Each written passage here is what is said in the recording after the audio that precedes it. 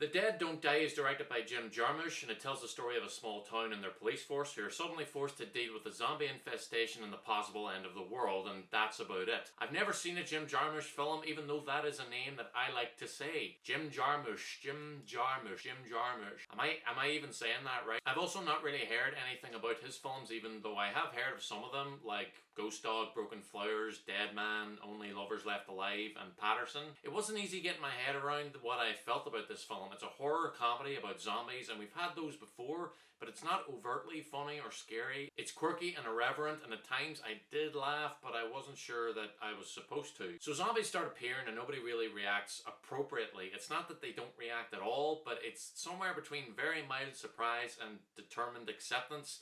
There's just a lack of any kind of emotion on the part of the filmmaking. Character deaths are just like perfunctory and meaningless. There will be spoilers in this review, but I don't think that they'd ruin the experience of watching the film all that much. There's an opening scene that kind of sets the tone and introduces us to the sort of line delivery to expect from the rest of the film. And we meet Adam Driver and Bill Murray and their two cops on patrol, and Tom Waits is a hermit that lives in the woods and he's there for some reason. The tone's still a bit ambiguous, and then there's an opening credits scene with just a black background and the actors' names, and then we cut back to Driver and Murray in the squad car. And they turn on the radio and the same song from the credits is playing over the radio, and Murray asks, "Why does this sound so familiar?" And Driver says that it's the theme song. So at that moment I thought, oh, it's that kind of film. There's going to be lots of meta humor and fourth wall breaking jokes, and there is some of that, but not enough to justify the fact that it's there at all. It's not like something, you know, like Get Shorty, where the film ends with the reveal that it was all a movie in a movie, or the director yells cut and the actors just walk off to the trailers.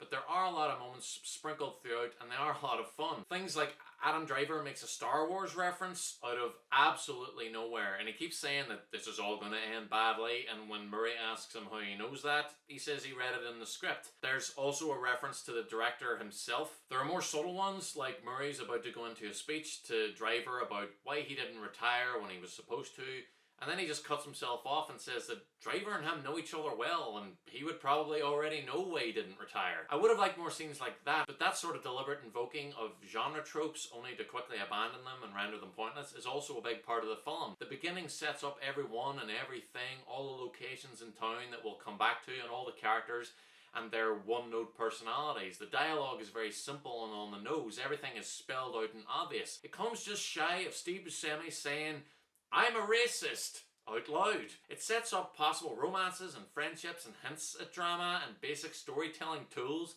that'll come into play later, like the boy in the juvenile detention centre who likes to hang out with the girls but isn't allowed to, or the nerdy gas station attendant who makes a connection with the attractive new in-town girl, or the town jerk who'll be redeemed at the end. It sets all these things up in an almost heavy-handed way and just doesn't pay them off. There are no character arcs, ironic deaths, lessons learned, hard choices made, romances kindled, struggles overcome, or callbacks to previously established elements that have had so much attention drawn to them that it can only have been deliberate. Characters who the film takes time to set up are killed often off screen without any emotional weight or any noticeable reason. After a short while, you stop caring about anyone on screen. Some of the violence is really gross and upsetting zombie stuff, like a woman get her guts torn out and eaten while she's still alive and whimpering pitifully. It kind of feels like you're being trolled by the director. Like, there are a few biggish names in here, like Selena Gomez and Iggy Pop, and Steve Buscemi and Danny Glover and Carol Kane, and they're all on the poster, but they're barely in it.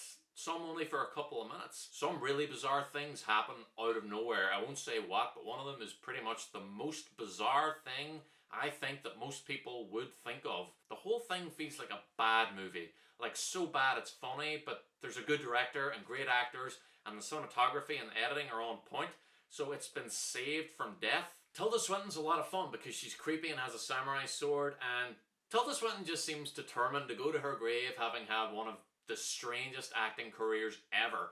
But it was Adam Driver who made this film for me. Bill Murray does his usual deadpan thing, and this is the perfect vehicle for this actor who is either great at what he does or just has a face that is much more effective at making his bored, disinterested personality come off as entertaining than other actors are. I'm looking at you, Bruce Willis. I just found Adam Driver to be so funny in this. It helps that he gets all the best lines and moments, like when the first two people are attacked and people keep saying, "Looks like wild animals did it." Murray asks him what he thinks, and he's just like, thinking zombies. The undead ghouls. There's a scene where he has to cut the heads off some dead bodies so they won't turn into zombies, and there's a shot where he walks out of the room just holding the severed head with this kind of just glum look on his face, and I just laughed so hard. No one else in the cinema was laughing but me. I'm not sure, maybe it wasn't supposed to be funny, but it had to be. There was just such a bluntness to it. Adam Driver just has this hilarious delivery and comedic timing. I'm gonna give The Dead Don't Die a B. It's a strange one. I wasn't bored. It was kept quirky and weird enough to keep my interest and keep me amused the whole way through, but only just. It rides a very fine line, and on the other side of that line would be, Jesus, this is fucking boring. If you just really love zombie movies or you like quirky offbeat comedies, then maybe you might like this, but don't go in expecting the same level of humour as Shaun of the Dead or Zombieland. I'm not sure what Jarmusch was trying to say with this, other than the usual theme of people who do this and that, or are part of this system or that, are like zombies. Brain dead and unquestioning, whether it's smartphones and social media, or 9-to-5 soulless jobs, or consumerism/capitalism.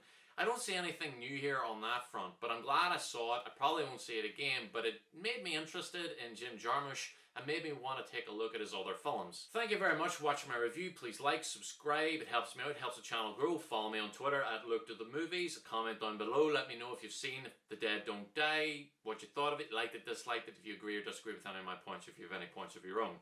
I'll be back soon with more reviews, and I will see you then.